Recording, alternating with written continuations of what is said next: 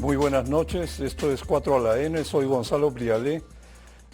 Esta noche me acompañan Adriana Urrutia, politóloga, presidenta de la Asociación Civil Transparencia y directora de la carrera de Ciencia Política de la Universidad Antonio Ruiz de Montoya. David Tuesta, exministro de Economía, presidente del Consejo Privado de Competitividad. Miguel Castilla, exministro de Economía también y director ejecutivo de Midensa Instituto. Buenas noches, Adriana. Buenas noches. David, Miguel, un gusto tenerlos aquí. Gracias. Bueno, esta noche vamos a tocar un tema que creo que es bien trascendental por lo novedoso de una propuesta de amplio espectro desde la sociedad civil. Elaboraron un grupo importante de think tanks y que fue presentada en la CADE de la semana anterior por David Tuesta, que nos acompaña. Este conjunto de propuestas trata de 3 grandes temas sobre los que vamos a conversar esta noche: instituciones sólidas y democracia, un Estado que funcione e inversión privada para el progreso. Como marco, David, antes de dejarte para que nos cuentes cómo surgió esta idea, en qué consiste y qué esperan lograr con esto. Creo que el Perú ahora está sumido en un temor al futuro, desconfianza generalizada y un enorme descontento. El 72% de los peruanos considera que la desigualdad entre ricos y pobres es grave. Y esto no se resuelve pues diciendo que están equivocados porque el modelo ha funcionado y no se han dado cuenta. De aquí es que ha brotado Castillo. Esto es, creo, trascendental en un momento tan crítico como el que enfrentamos. Y también necesitamos una dosis de realismo grande porque, seamos sinceros, si el Estado no funciona, es por la injerencia política, que aniquila la meritocracia porque le impide saquear en todos los niveles de gobierno con comodidad. Es lo que la película que estamos viviendo ahora. Entonces, David, ¿cómo encuadra la propuesta que presentaste en la coyuntura y respecto al futuro del país? Muchas gracias, Gonzalo. Buenas noches a todos, Buenas a los que nos están acompañando aquí en la mesa. Eso surge dentro de una propuesta que nos planteó, un marco, vamos a decir, que nos planteó IPAE, ¿de acuerdo? Es decir, siempre es difícil hacer propuestas, ¿no? Es más, hace tiempo, digamos, que también viene siendo bastante complicado tratar de ponerlas en marcha, ¿no? Dado la coyuntura actual, era necesario, veíamos importante, incorporar diferentes perspectivas, diferentes voces de instituciones que de alguna manera vienen desarrollando ya sus propias políticas públicas. Cada una de estas instituciones que han participado tienen su línea de trabajo, su línea de propuestas, y en vez de ir, digamos, cada uno por su lado, en esta voz importante que cada uno de nosotros tenemos, vimos la necesidad de conversar, intercambiar ideas y tratar de plantear aquellas recetas, vamos a decirlo así, que cumplieran con 3 requisitos, vamos a decirlo de esta manera, ¿no? Que fueran medidas que consideremos urgentes, vamos a decirlo así, dado el contexto actual, que sean importantes, obviamente, ¿no? Digamos que estructuralmente se mantengan como relevantes, y un elemento que creo que es muy importante, que tengan algún espacio de factibilidad, ¿de acuerdo? Es decir, que no es que tengan una alta probabilidad de que vayan a salir, pero que se puedan buscar espacios o que existe al menos hacer el esfuerzo para buscar ese espacio para que empiecen a incorporarse dentro de la agenda de lo posible. Ahora bien, somos varias instituciones y esto es vamos a decir, un trabajo vivo, ¿de acuerdo? Somos instituciones que recién que hemos empezado a juntarnos, pero que quisiéramos ir incorporando otras voces porque entendemos que en las circunstancias actuales, pues esto se sale trabajando todos juntos, ¿no? Creo que hay que felicitarlos por el trabajo y la presentación fue muy buena. Adriana, creo que está clarísimo para todos que la población no confía en los partidos, tampoco confía en el Estado, que está gobernado por estos partidos, el de turno, ¿no? Y tampoco cree en la democracia.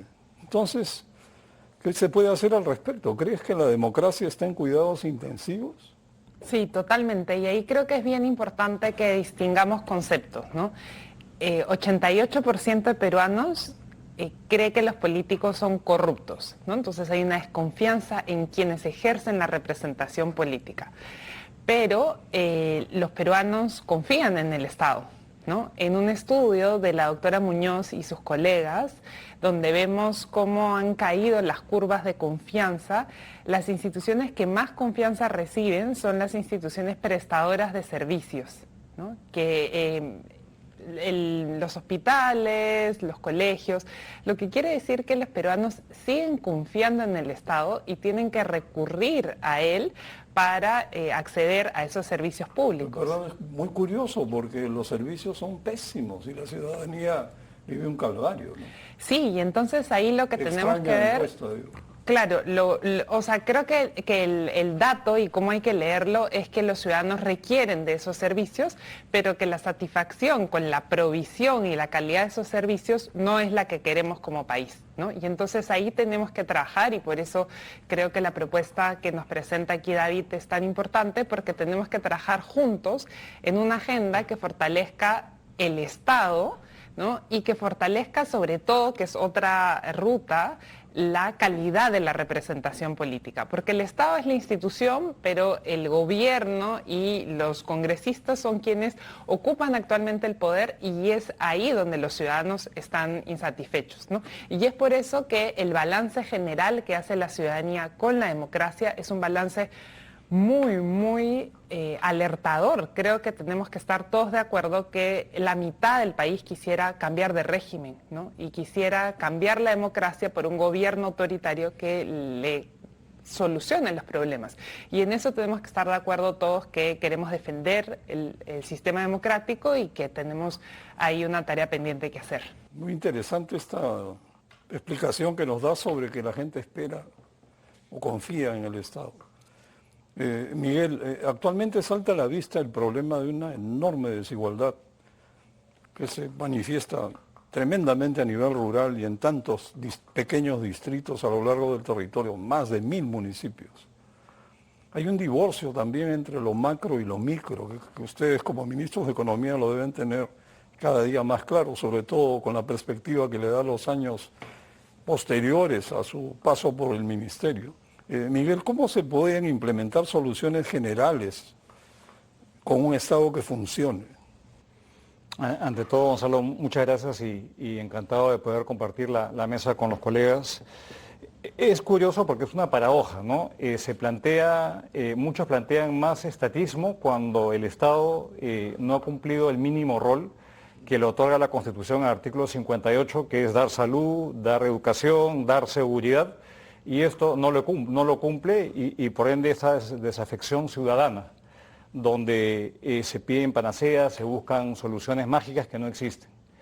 Entonces, para lograr crear un Estado que sea capaz de servir a la ciudadanía y que ésta confíe en las instituciones, abonando lo que Adriana ha comentado, las propuestas que David ha consolidado de un grupo de entidades pasan por reconocer de que hay mucho recurso que se desperdicia, hay muchas obras paralizadas. La Contraloría acaba de sacar su nuevo último informe donde el monto sigue creciendo, obras que llevan 5 o 10 años sin terminar y la gente no tiene sus servicios, recursos que están ahí hundidos.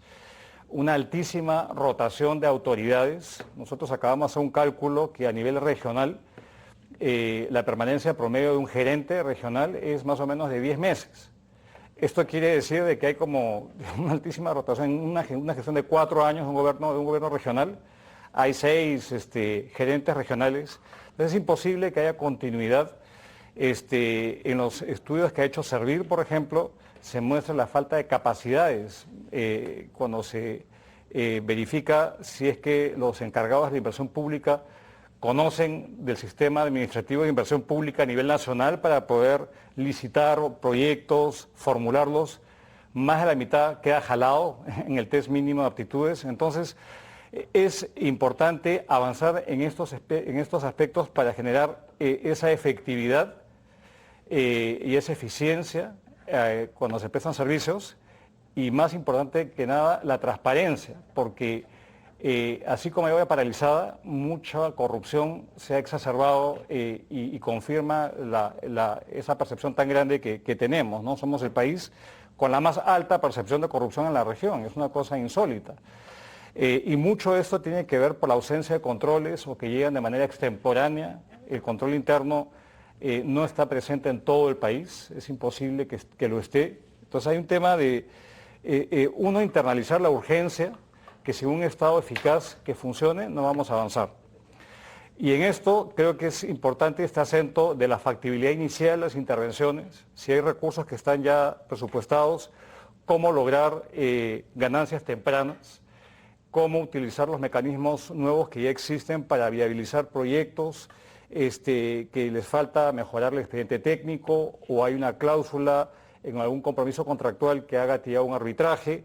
Hay que hacer un seguimiento muy cercano a proyectos que están, como tú bien dices, cuya responsabilidad recae en muchas unidades pequeñas.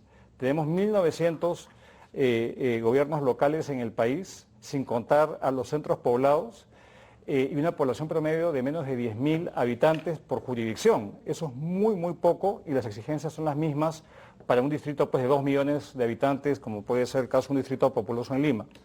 Entonces, lo que se plantea es una mezcla de intervenciones rápidas, acompañamiento con equipos, el G2G ha funcionado, el acompañamiento de PMOs existe, poder tener en una bolsa todos estos recursos que se desperdician y acompañar la acción estatal ahora que se inauguran nuevos gobiernos regionales y locales que representan 2/3 partes de la inversión pública a nivel nacional. Y a la par, comenzar a trabajar una agenda de largo plazo. El servicio civil es fundamental. Si no tenemos funcionarios públicos que entren a una carrera meritocrática, con evaluación, tipo el Banco Central, pero masificado, si no tenemos un sistema de incentivos correctos, la Contraloría interviene a veces y genera desincentivos, como lo hemos comentado en muchas ocasiones, y causa una parálisis en la toma de decisiones. Y el gobierno abierto y digital es muy incipiente el desarrollo comparado con otros países. Entonces es un avance en estos últimos 3 temas que va a tomar más tiempo.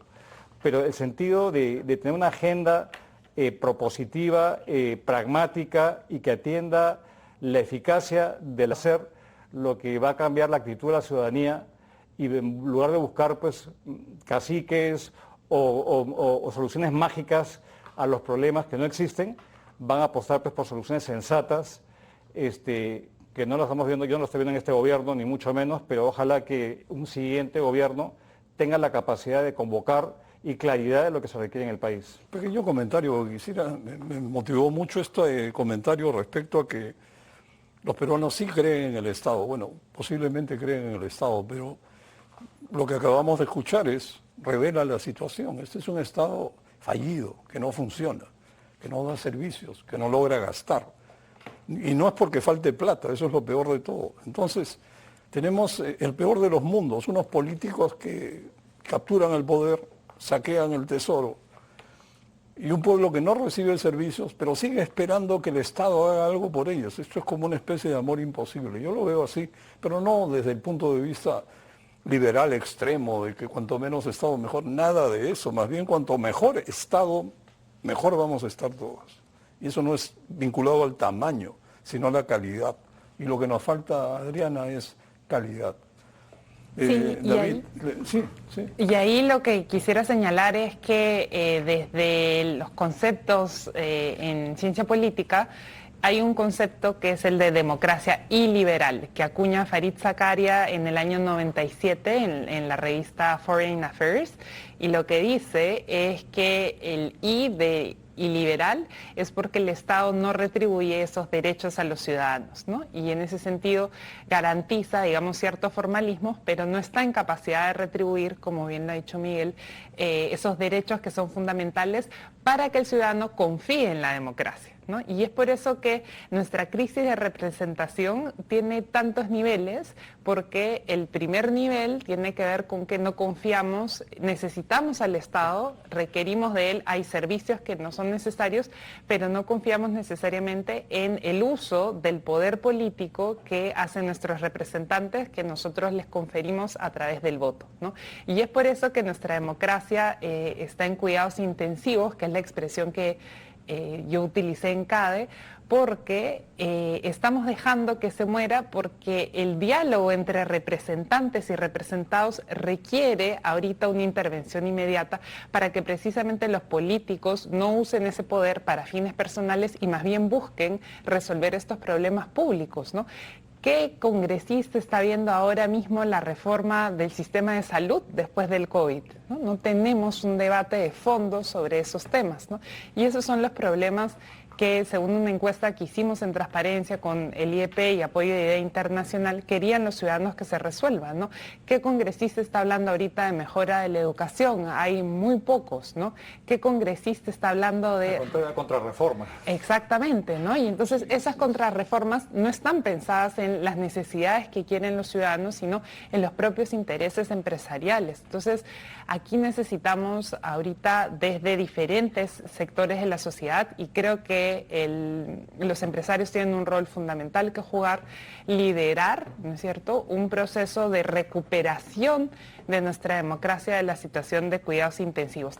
¿Qué pasa? También porque no ataquemos nuestras instituciones directamente, ¿no?, como hemos visto en el último año en el debate, y en particular en lo que respecta a transparencia de las instituciones electorales, pero también es difícil porque como sociedad nos estamos permanente atacando, ¿no? Entonces utilizamos palabras que, en vez de hacer converger las preocupaciones que todos tenemos para sacar adelante al país en términos de salud y educación, nos estamos tachando de caviares, de BA, ¿no? Entonces tenemos muchos conceptos que nos fragmentan y nos oponen, en vez de decir, bueno, aquí todos somos, por inventar una palabra, saludólogos, ¿no? Nos preocupa la salud de las personas, y creo que es momento de buscar esos consensos, y por eso propuestas como las que nos trae David son tan importantes para generar un camino sobre el cual estemos todos de acuerdo. Yo también quería recoger algunas de las ideas que ya han venido soltando ambos, ¿no? A ver, en principio uno debería buscar, lo que debería buscar un sistema, ¿no?, es darle un entregable al ciudadano, ¿no? Ese entregable, en principio, de manera general uno podría llamar bienestar, ¿no? Ese bienestar viene en parte, digamos, por la existencia de un espacio, un mercado, vamos a llamarlo así, en el que cada uno, en función a sus habilidades, ¿no?, a sus posibilidades, tenga la posibilidad de alcanzar sus objetivos, y dentro del marco de un sistema que permita la existencia de un Estado, ¿no?, que permita que ese mercado funcione, y donde no funciona, de alguna manera participe, corrija y también supla, ¿no?, digamos, para ayudar a aquellos que en principio no tienen la posibilidad de llegar a un objetivo de bienestar, ¿no? Ese es un poco el entregable en términos amplios. En términos concretos, pues el hecho de repente de que un puente no se pueda construir, de que no tengan agua alcantarillado, ¿no? Entonces ya estamos llegando a cosas muy concretas, para lo cual necesitamos un Estado que organice de alguna manera este funcionamiento para que estas necesidades concretas lleguen. Entonces, claro, hoy nos encontramos frustrados en un contexto en el cual ese entregable no se ve, ¿no? Tenemos un sistema que se va desprestigiando poco a poco, justamente porque no consigue que su población se encuentre satisfecha para conseguir empleo, ante el funcionamiento, digamos, de inestabilidad que se empieza a observar, ante el hecho, digamos, que sus objetivos concretos, digamos, del día a día, de que buscan obtener satisfacción para sus familiares, no se puedan alcanzar. Entonces, eso es lo que se empieza a reflejar en ese bajo soporte que tiene hoy la democracia, que se empieza a abrir las puertas hacia soluciones radicales, ¿no? Eso es para mí hoy lo más preocupante, ¿no? Un espacio que cada vez lo estiramos más, digamos, o abrimos, antes era la puerta de par en par, yo creo que cada vez la puerta se abre de forma completa para que candidatos con estas soluciones mágicas, pero que no son soluciones realmente, empiecen a participar. Eso es lo que más preocupa, y por lo cual se requiere una participación más concreta por parte del sector privado, porque nos encontramos también ante un elemento en el cual uno esperaría que sea tus autoridades políticas quienes te empiecen a dar soluciones, y no están preocupados en otra cosa, no están preocupados en intereses personales, no necesariamente en dar esa entregada a la población. Entonces, por eso es que es importante empezar a hacer movilizar estas políticas, ¿no?, y hacerlas factibles para que empiecen a concretarse, porque el riesgo, y cada vez es más rápido, es que este sistema se termine de desprestigiar por completo, ¿no? Sí, es curioso porque efectivamente lo que se siente ahora es una pugna sorda, interminable entre el Ejecutivo y el Legislativo, donde creo que todos nos estamos dando cuenta que no quiere irse ninguno. Entonces estamos jugando un juego inútil y el país pierde muchísimo en el trayecto. Bueno, vamos a una pausa y volveremos.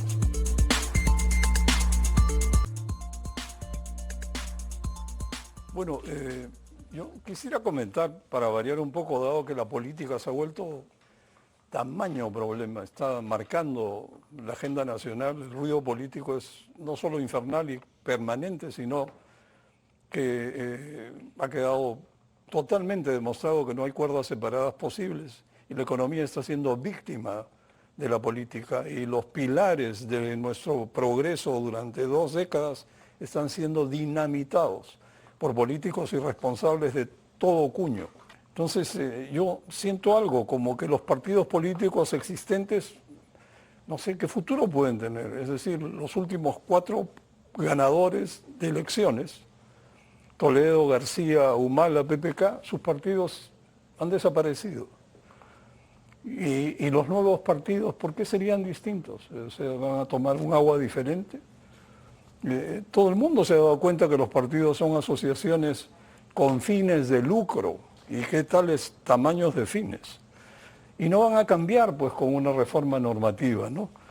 Se intentó hacer con muy buena intención una reforma política en el 2019 que no ha dado resultado, que la pandemia, que la de aquí o la de allá, pero el hecho es que no ha funcionado. Entonces, Adriana, ¿qué se puede hacer? ¿Intentar una nueva reforma? ¿Reformar la reforma? ¿Cuál es tu receta? No tengo ninguna receta, pero quisiera plantear aquí unos puntos porque creo que el país necesita debatir precisamente cómo fortalecemos la representación y cómo mejoramos la calidad de la representación, ¿no? Y creo que hay 3 componentes ahí que son fundamentales. Hay un tema de marco, de reglas de juego en la cual operan los partidos y en las cuales opera la representación. Y ese es el marco de las reformas, efectivamente, pero también hay componentes que tienen que ver con la oferta política y componentes que tienen que ver con la demanda política. En cuanto a la reforma, creo que hay que defender lo que ya se ha avanzado, ¿no? Porque en el Perú no sabemos si lo que ya se avanzó no se va a retroceder y creo que ahí hay elementos... Una pregunta que mucha curiosidad, ¿qué se ha avanzado? A ver, desde el año 2018 se viene conversando en el país un conjunto, un paquete de reformas políticas que fueron discutidas en un primer momento por la Comisión de Alto Nivel para la Reforma Política, pero luego han sido discutidas en el Parlamento y continúan siendo discutidas en el Parlamento. Una de estas reformas, y creo que la que ha dado uno de los principales resultados es la reforma de la paridad y alternancia para una mayor representación política de las mujeres, ¿no? Recordemos que en el Perú desde los 90 teníamos la ley de cuotas con la que ni siquiera llegábamos al 30% de la representación femenina. Posteriormente a eso, siguiendo el debate que hay en otros países de América Latina, el país decidió implementar mecanismos para que las mujeres logren la mitad de la representación. Y esto no es un tema de mujeres, esto tiene que ver, si queremos mejorar la calidad de la representación, la mitad del país, que es femenina, tiene que verse reflejada en la mitad del Parlamento. Y para eso se recogieron, digamos, varias iniciativas que se vinieron trabajando desde la sociedad civil junto con el Parlamento en lo que se llamó la Ley de Paridad y Alternancia, que plantea que en las listas electorales tiene que haber igual cantidad de candidatos hombres que candidatas mujeres, pero que además se alterne, ¿no es cierto? Porque el diseño de las listas condiciona también el voto. Y eso ha permitido que pasemos de menos del 30% de representación femenina en el Parlamento a más del 40% de representación femenina. No llegamos al 50%, pero sin duda es un avance que va a permitir una mayor representación de lo que somos como sociedad en una institución representativa como el Congreso de la República. Esa es una de las reformas sobre las cuales se ha avanzado y que sin duda tiene que ver con la mejora de la calidad democrática, porque lo que nos señala la evidencia es que asuntos como, por ejemplo, las políticas de cuidados que son asuntos que son comprendidos como de mujeres, pero en realidad tienen que ver incluso con la sostenibilidad económica, van a ser puestos en agendas por mujeres, ¿no? Eso podemos discutirlo después, pero digamos, quería traer ese primer punto como un ejemplo de reforma que ya se ha avanzado y que hay que continuar mejorando y defendiendo. Pero hay otras reformas que son necesarias, como la eliminación del voto preferencial, que hace que no se requieran mecanismos de fortalecimiento de la democracia interna para tener ahí listas sólidas desde los partidos.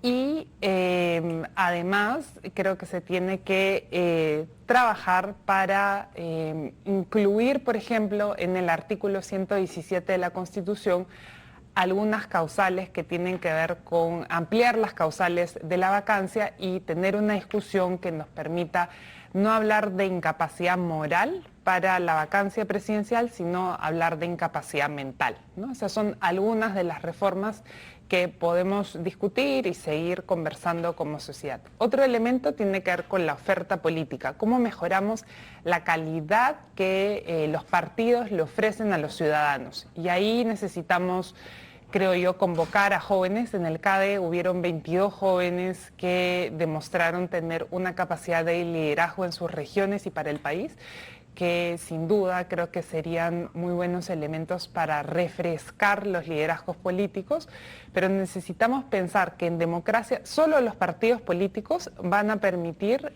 replantear la representación, ¿no? Porque así está diseñado el sistema y es lo que tenemos que conversar.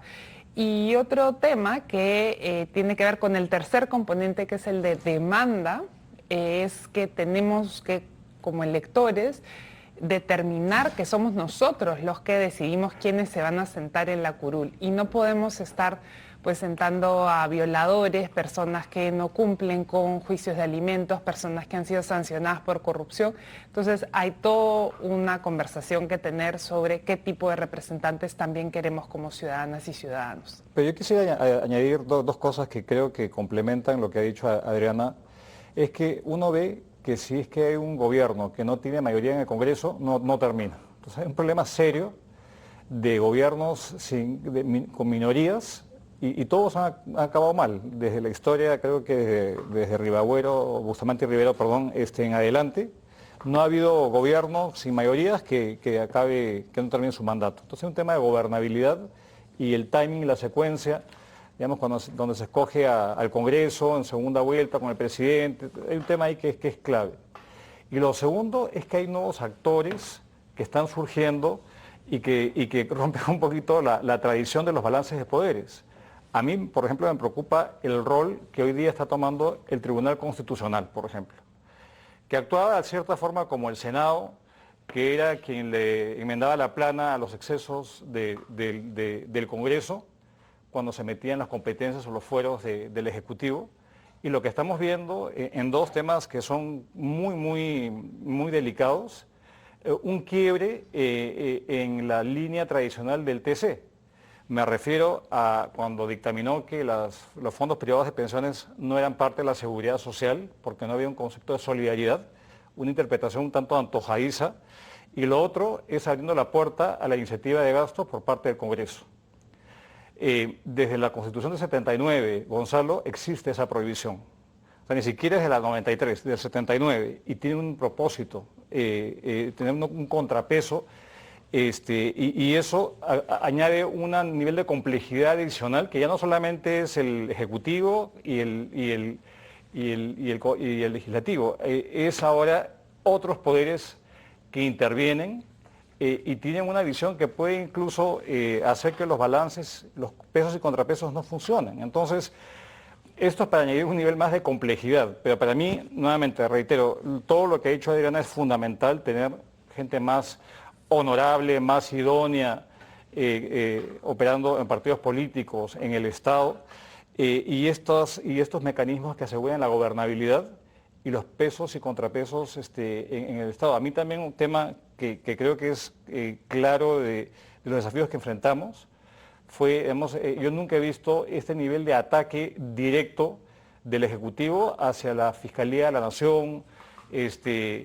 algo totalmente inédito que eso ocurra, y que un ataque frontal contra las autoridades que tienen que velar por la justicia en el país. Y eso se está dando. Incluso inédito que vaya la fiscal de la Nación a la CADE y que la ovacionen de pie, creo que es indicativo de los tiempos que estamos viviendo. Son tiempos en los cuales la división de poderes está entredicha, los balances no están claros y hay un tema de los pesos y contrapesos no están funcionando. La democracia, en mi criterio, se está tambaleando o en cuidados intensivos, como dijo Adriana. Entonces yo creo que hay temas que están más allá de la agenda formal propuesta, que uno está viendo que si no se atacan estos desafíos, podemos cambiar de elenco, tener nuevos congresistas, nuevo gobierno, y si las reglas siguen siendo las mismas, nada asegura que vengan peores personajes a gobernarnos. ¿Qué piensas, David, de este tema tan complejo e interesante? El reto fundamentalmente es dos retos, ¿no? El primero es, diría yo, metodológico, ¿no? Cómo hacemos que este menú de temas que se tienen que tratar necesariamente finalmente se lleven a cabo, ¿no? Porque la llave, finalmente, de ese tema, una de las llaves las tiene el Congreso, ¿no? Los legisladores, ¿no? Plantear esos temas que implicarían ponerse ellos mismos cinturones, ¿no? Ponerse ellos mismos restricciones, ¿no? Entonces, ¿cómo generamos ese incentivo para que hagan estos cambios, ¿no? Entonces yo creo que ahí siendo juez y parte, ¿no? Muchas veces. Exactamente, eso me refiero, ¿no? Siendo juez y parte, ¿no? ¿Cómo los incentivamos a hacer ese tipo de cambios, ¿no?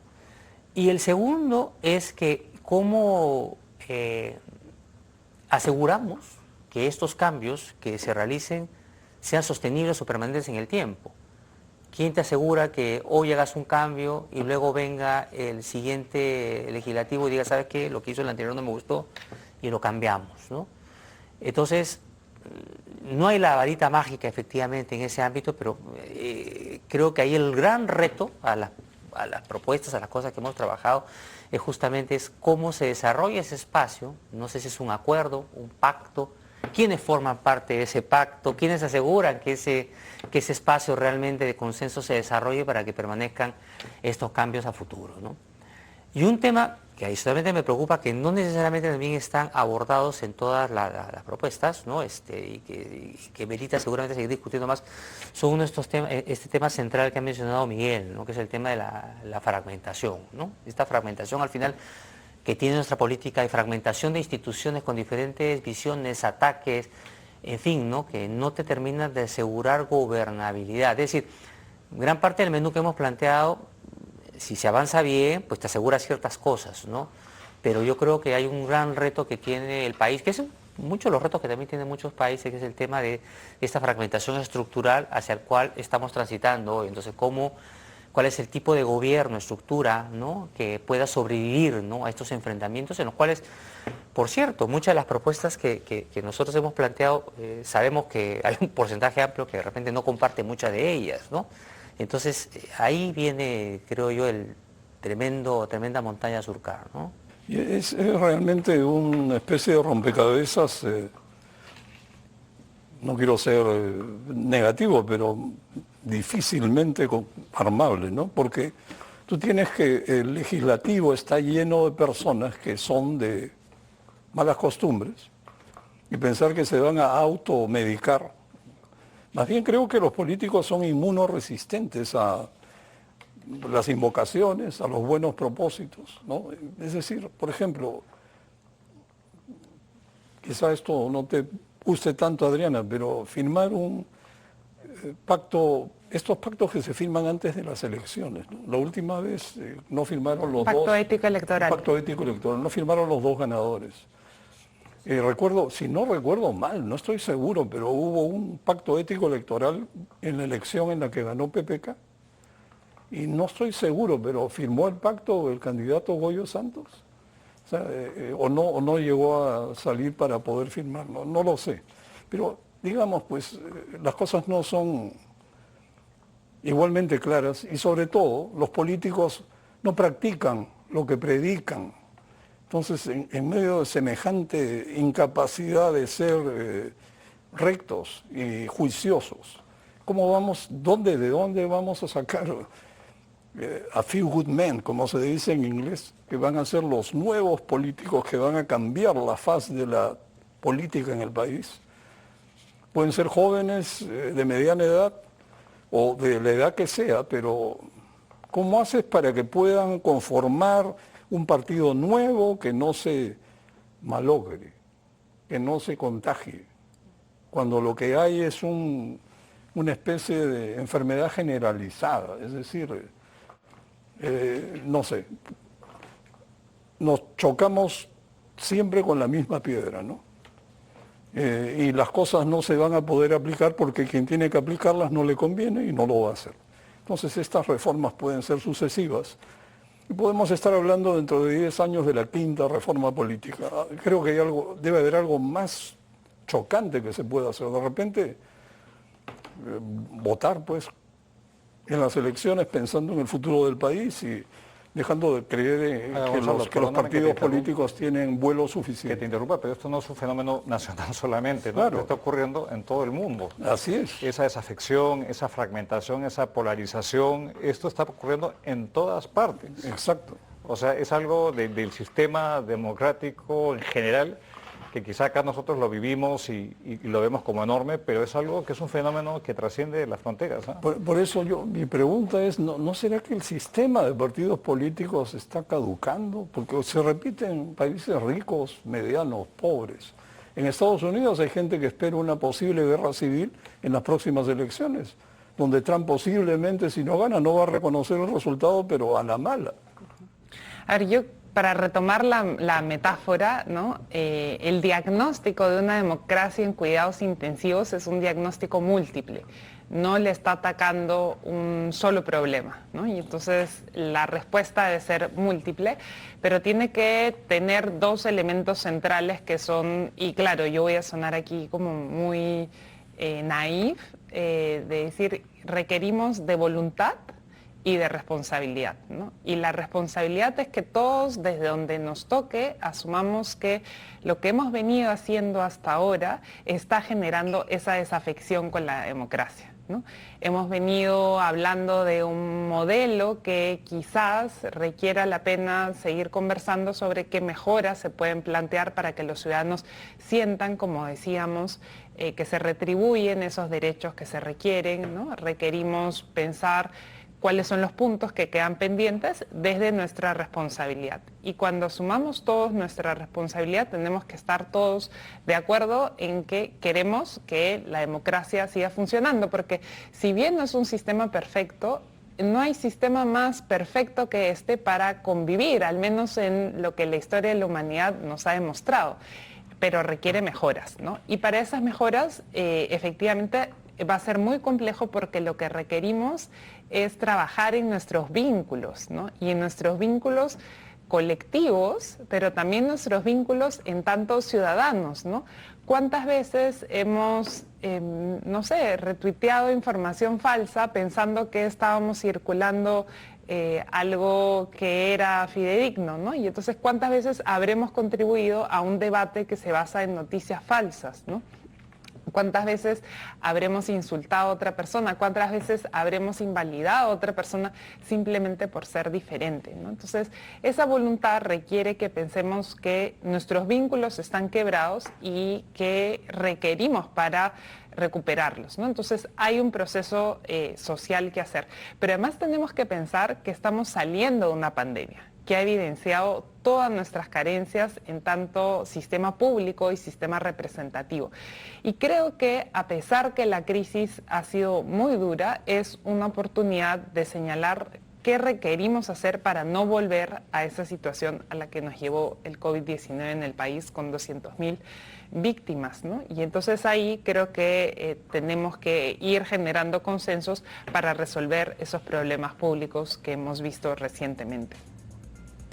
Bueno, para seguir hablando de estos temas, continuaremos después de la pausa.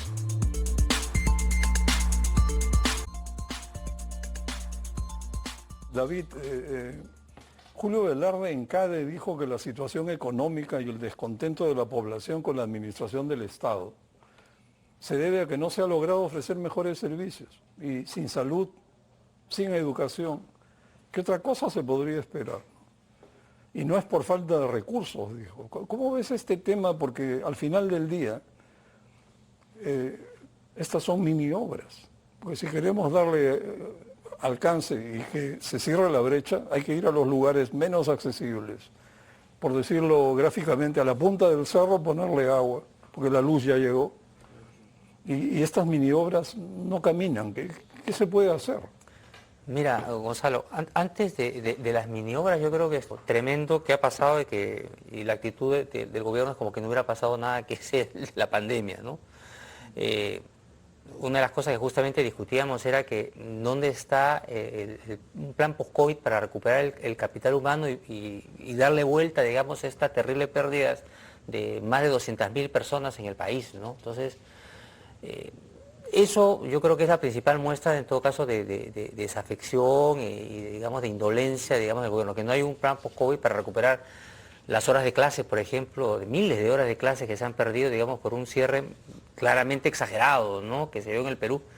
Entonces, eso es uno de los elementos claves de la rendición de cuentas que no se hace, ¿no? ¿Dónde están, ¿no? ¿Qué tipo de trabajo estás realizando tanto en salud para fortalecer tu atención primaria, para que no nos vuelva a suceder? Para que tu reacción no sea, uy, suben los casos, vamos a poner mascarillas nuevamente, eso a mí me suena como que no han comprado ni un balón de oxígeno y seguimos igual. Entonces, nadie sabe, honestamente. Entonces yo creo que no puede pasar el tema ahí por encima. Ese es un plano. El otro efectivamente es el tema de las obras, ¿no? Esa es una de las cosas que más también le duele al Perú. Miguel ya mencionó el tema de las obras paralizadas, casi 2.800 obras paralizadas en el país. Y claro, ¿no? Digamos que terminan también de reconfirmarle a la población, hay que se vea acompañado de esos edificios, colegios sin terminar, hospitales que tienen desde el 2008, hay un hospital en el 2008 en Puno, el Muñoz Butrón, que está paralizado, son casi 400 millones que podría atender a 1.300.000 personas, y ahí está, y hay 10 hospitales de ese tamaño similar que forman parte de estas obras paralizadas, ¿no? Entonces, ahí yo creo que es importante, primero, digamos, tomar una política de priorización. Si no se prioriza con toda la dimensión de la problemática, no se va a avanzar. Hay identificado al menos 600 proyectos que están con un avance de más de 80%. Yo creo que sobre esos hay que ir, identificando aquellos que tienen mayor impacto productivo y social y poner sobre la marcha. Hay un dispositivo que acaba de salir en octubre, digamos, que ahora se incorpora a las obras públicas de adjudicación directa, que tiene también sus bemoles, digamos, porque eso también tiene temas de corrupción usualmente detrás. Hay un proyecto de ley de la Contraloría que busca de alguna manera tratar de mitigar el tema, pero es que esos temas se tienen que poner sobre la marcha. Y otro tema que creo que con tu pregunta, cuando hablaba de los mini proyectos, sí, tiene que ver con, claro, ante una descentralización desordenada, donde se han transferido fundamentalmente responsabilidades, pero nunca se ha terminado de hacer un buen trabajo de acreditación de estas capacidades. Entonces lo que se ha venido generando al día de hoy es que llega una nueva autoridad, no tiene las capacidades para poner en marcha estos proyectos de alto impacto, ¿no?, productivo social, tienen que utilizar los recursos, quieren empezar a hacer algo de obra y de repente, con alguna buena o mala intención, entonces van a los mini proyectos, ¿no?, chiquititos, de adjudicación directa, parques de los dinosaurios, del sombrero, de una piscina en un sitio donde no hay agua ni desagüe. Y claro, ¿no?, entonces este tipo de proyectos hoy representan el 40% de la lista de obras que se tiene en el país, ¿no? Difícil de gestionar, no son productivos. Entonces, claro, esto termina de complicando mucho más la gestión, ¿no? Entonces acá lo que se necesita es agregar. Esa es una de las propuestas que también teníamos, que habíamos trabajado con las diferentes instituciones, la búsqueda de generar escalabilidad, ¿no?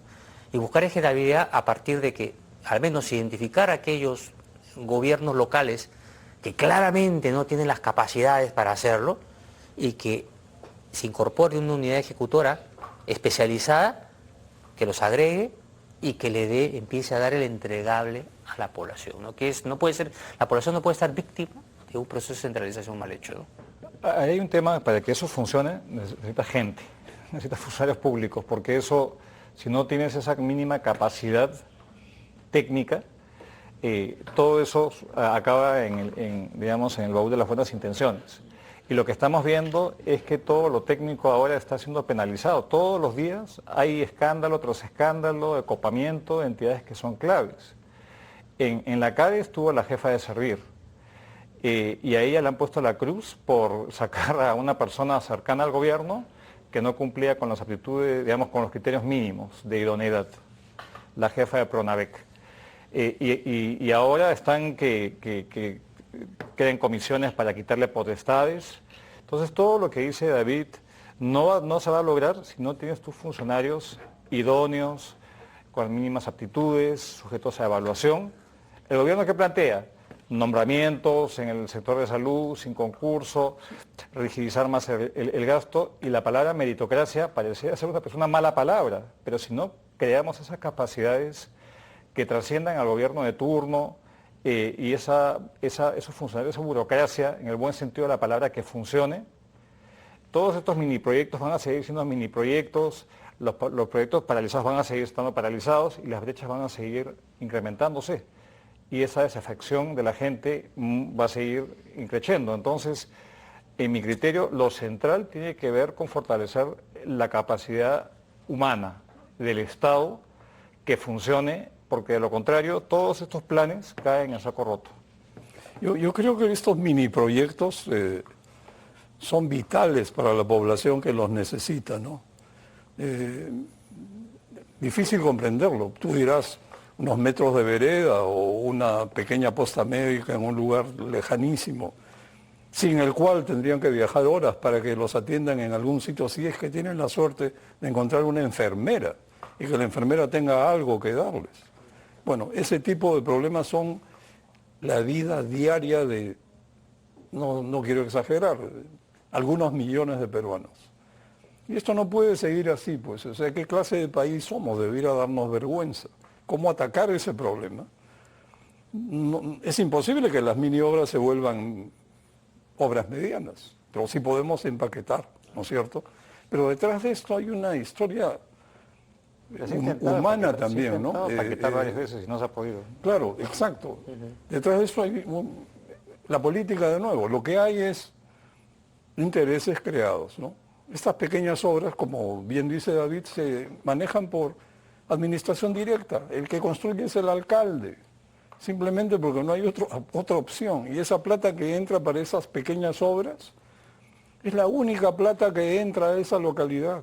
Entonces de ahí salen salarios que no son pues salarios mínimos, no son propinas para la población que a lo largo de unos meses tienen algún ingreso, ojalá dure todo el año, y hacen como que construyen, y el alcalde hace como que maneja la construcción y se tira gran parte de la plata. Hasta donde llega el financiamiento también, porque gran parte de las obras paralizadas son por falta de liquidez al final, ¿no? Quedan ahí. Y se acaba el financiamiento porque de repente se gastó más de la cuenta. Bueno, entraríamos en detalles de que el presupuesto puede estar subvaluado, pero no para mini obras, sino para medianas y para arriba, ¿no? Pero, ahí me gustaría dar un ejemplo de la importancia de la participación ciudadana para la veeduría ciudadana de la implementación de obras, ¿no? En un proyecto que implementó la Asociación Civil Transparencia con el apoyo de USAID, que se llamó Inversión Pública Transparente, se hizo seguimiento a un conjunto de obras que habían sido construidas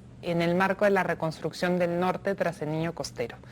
Y se fue logrando progresivamente que hubieran cada vez montos más grandes que pasaban bajo supervisión de ciudadanas y ciudadanos.